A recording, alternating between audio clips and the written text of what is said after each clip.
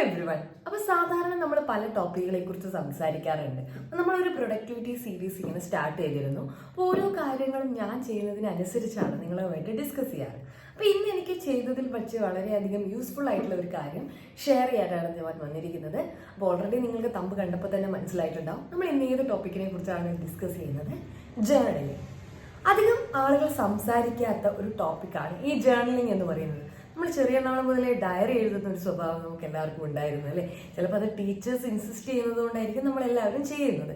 But വലുതായി കഴിയുമ്പോൾ നമ്മൾ ആ ശീലം മറക്കുകയാണ്. എന്താണ് ഡയറി കുത്തിക്കുറിക്കുന്നത് എന്നൊക്കെ ചോദിച്ച് നമ്മൾ ചിലപ്പോൾ അതിനെ ഒരു ചെറിയൊരു രീതിയിലേക്ക് മാറ്റാറുണ്ട്.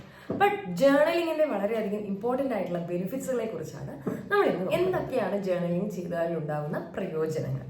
ഏറ്റവും ആദ്യം നമ്മുടെയൊക്കെ എല്ലാവരുടെയും പ്രശ്നം എന്ന് പറയുന്നത് ഓവർ തിങ്കിങ് ആണ് അല്ലേ. പല കാര്യങ്ങളെക്കുറിച്ച് ആലോചിച്ച് നമ്മൾ വല്ലാതെ ഇങ്ങനെ ടെൻസ്ഡ് ആവാറുണ്ട്. ചിലപ്പോൾ ക്ലാരിറ്റി ഇല്ലാത്ത കുറേ തോട്ട്സുകളായിരിക്കും നമ്മുടെ ചുറ്റും ഉണ്ടാവുന്നത്. അപ്പോൾ ഇങ്ങനെ ഉണ്ടാവുന്ന തോട്ട്സുകളിൽ നിന്നൊക്കെ നമുക്ക് കൃത്യമായിട്ടുള്ള ഒരു വേ ക്രിയേറ്റ് ചെയ്യാൻ വേണ്ടിയിട്ട് ജേർണലിംഗ് ഹെൽപ്പ് ചെയ്യുന്നുണ്ട്. അമ്മമാർക്കായി കഴിഞ്ഞാലും അല്ലെങ്കിൽ ചിലപ്പോൾ നമ്മുടെ വീട്ടിലുണ്ടാവുന്ന ചിലപ്പോൾ ഒറ്റയ്ക്ക് ആരോടും സംസാരിക്കാൻ ഉണ്ടാവാത്ത ആളുകളുടെയൊക്കെ പ്രശ്നം അവരെ കേൾക്കാൻ ഒരാളില്ല എന്നുള്ളത് തന്നെയാണ്. അപ്പം നമ്മളെ കേൾക്കാൻ മറ്റൊരാൾക്ക് സമയമില്ലാത്തൊരു ലോകത്താണ് നമ്മളിപ്പോൾ ഉള്ളത്. അപ്പം നമുക്ക് എന്താണ് നമ്മളോട് പറയാനുള്ളത് എന്നുള്ളത് ഏറ്റവും വളരെ നമ്മുടെ സ്വകാര്യത മാനിച്ചുകൊണ്ട് നമുക്ക് ചെയ്യാൻ പറ്റുന്ന ഒരു കാര്യം എന്ന് പറയുന്നത് ജേർണലിംഗ് ആണ്. ഒരു പ്രാവശ്യമെങ്കിലും ജേർണലിംഗ് ചെയ്ത് കഴിഞ്ഞു കഴിഞ്ഞാൽ നമ്മുടെ ബ്രെയിനിലുള്ള എല്ലാ കാര്യങ്ങളും നമ്മൾ അതിലേക്ക് കുത്തിക്കുറയ്ക്കുകയാണ്. വിത്തൗട്ട് എനി ഗ്രാമർ, നമ്മൾ അവിടെ ഗ്രാമർ നോക്കുന്നില്ല, അല്ലെങ്കിൽ വിത്തൗട്ട് അവിടെ എന്താണ് ആ കോംപ്രഹെൻഷൻ സ്ട്രക്ചർ കറക്റ്റ് ആണോ നോക്കുന്നില്ല. എന്താണോ നമ്മുടെ മൈൻഡിലുള്ളത് അത് കൃത്യമായിട്ട് ചെയ്യാം. അപ്പോൾ ജേർണലിംഗ് ചെയ്യാൻ വേണ്ടിയിട്ടുള്ള ഒരു റുട്ടീൻ സ്റ്റാർട്ട് ചെയ്യുന്ന ആളുകൾ ശ്രദ്ധിക്കേണ്ട വളരെ ഇമ്പോർട്ടൻ്റ് ആയിട്ടുള്ള കുറച്ച് കാര്യങ്ങൾ കൂടിയുണ്ട്. ജേർണലിംഗ് ചെയ്യാൻ ഉദ്ദേശിക്കുന്ന സമയം എന്നുള്ളത് വളരെയധികം ഇമ്പോർട്ടൻ്റ് ആണ്. അതിപ്പോൾ കൃത്യമായിട്ട് രാവിലെ തന്നെ വേണം അല്ലെങ്കിൽ രാത്രി തന്നെ വേണം എന്നൊന്നുമില്ല. ബട്ട് കുറച്ചുകൂടെ ആപ്റ്റ് ആയിട്ടുള്ള ഒരു കാര്യം എന്ന് പറയുന്നത് നമുക്ക് 2 നേരം വേണമെങ്കിലും ജേർണലിംഗ് ചെയ്യാം. ഒന്നെങ്കിൽ ഡേയുടെ തുടക്കത്തിൽ അല്ലെങ്കിൽ ഒരു ഡേ വൈൻഡപ്പ് ചെയ്യാൻ വേണ്ടി പോകുന്ന സമയത്ത്, അതായത് കിടക്കുന്ന സമയത്ത്.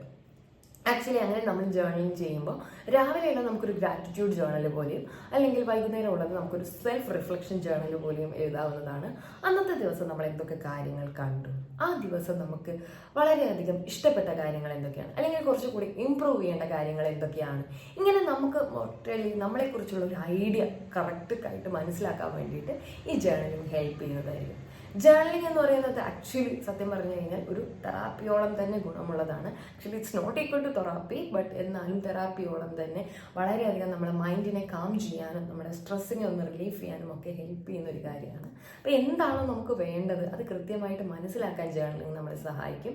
അതേപോലെ തന്നെ ജേർണലിങ്ങിൻ്റെ കൂട്ടത്തിൽ നിങ്ങൾക്ക് എന്തൊക്കെയാണോ നിങ്ങൾക്ക് നിങ്ങളോട് പറയാനുള്ളത്, നിങ്ങൾക്ക് മറ്റുള്ളവരെ കുറിച്ച് പറയാനുള്ളത് എല്ലാം നിങ്ങൾക്ക് അതിൽ എഴുതാം. നിങ്ങളുടെ ഫ്രീ സ്പേസ് ആണ്, നിങ്ങളായിട്ടിരിക്കുന്ന സമയമാണ്. If you are looking or if you want to build a habit in journaling, so grab a cup of coffee today itself and to start journaling. So it will make wonders in your life. അത് കുറച്ചുകൂടി നിങ്ങളുടെ ലൈഫിനെ structured ആയിട്ടും organised ആയിട്ടും ഇരിക്കാൻ വേണ്ടിയിട്ട് help ചെയ്യും. So next ഒരു വീഡിയോയിൽ കാണാം. Until then, bye bye.